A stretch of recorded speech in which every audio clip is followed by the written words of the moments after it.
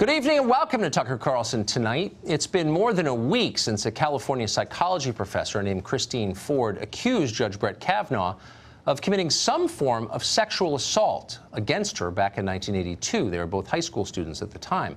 Ford's claim has stopped Kavanaugh's Supreme Court nomination in place.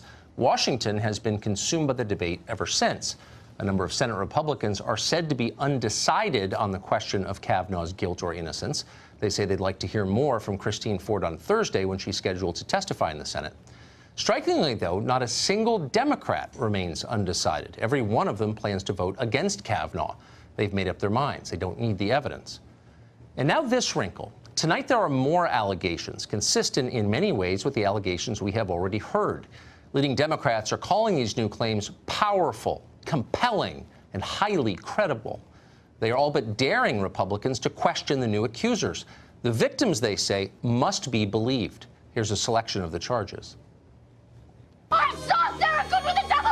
I saw Goody Osborne with the devil! I saw Bridget Bishop with the devil! I saw Goody Howe with the devil! I saw Goody Barrow with the devil! I saw Goody Good with the devil! I saw Goody Osborne with the devil!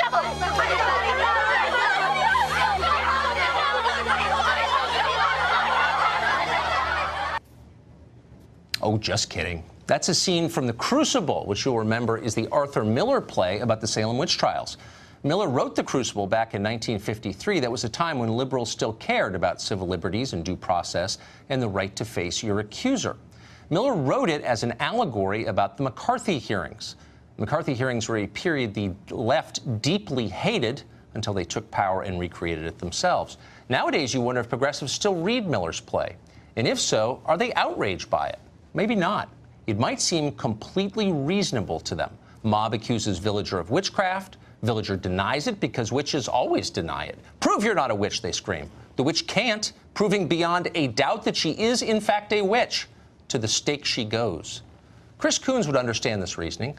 Coons is a Democrat from Delaware and a member of the Senate Judiciary Committee. He's been making the same case about Brett Kavanaugh in public recently. Watch him explain it.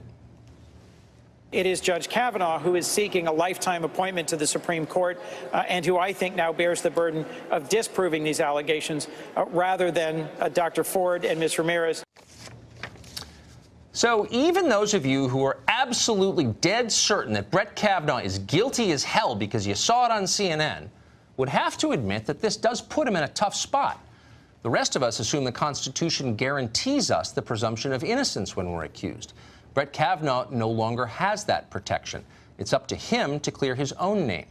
He can either figure out how to prove that Christine Ford's foggy 36-year-old memories are wrong, or his daughters can grow up learning about how their dad is a sex offender.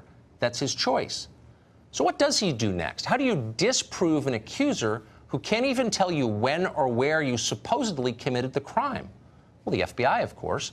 Democrats are demanding that Kavanaugh call down yet another FBI investigation on himself. Yes, he has submitted to half a dozen federal background checks already, but Democrats want another. That's the only way he can show he is innocent of these charges. Various dumb people on television agree with this. They nod their heads in unison. But would that really work? Is that the purpose of FBI investigations? Joe Biden doesn't think so. Keep in mind that Biden is both an attorney and the former chairman of the Senate Judiciary Committee. Watch this. The next person that refers to an FBI report as being worth anything obviously doesn't understand anything. FBI explicitly does not, in this or any other case, reach a conclusion. Period. Period.